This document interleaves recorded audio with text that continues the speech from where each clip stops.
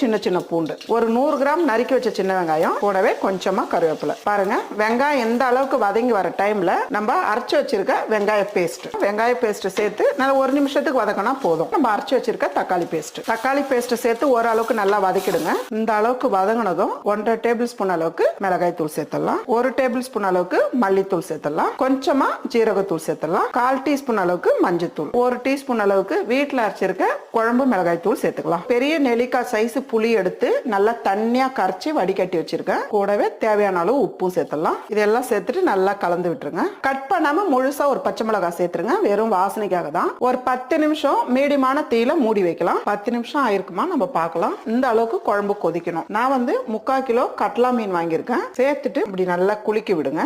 ஒரு 3ல இருந்து ஒரு 4 நிமிஷத்துக்கு மூடி வைக்கலாம். பார்க்கலாம். மீன் குழம்போட வாசனை நல்லா கமகமன்னு வருது. பொடிய நறுக்குன கொத்தமல்லி, நல்ல ஒரு டேஸ்டான அரைச்சு வச்ச மீன்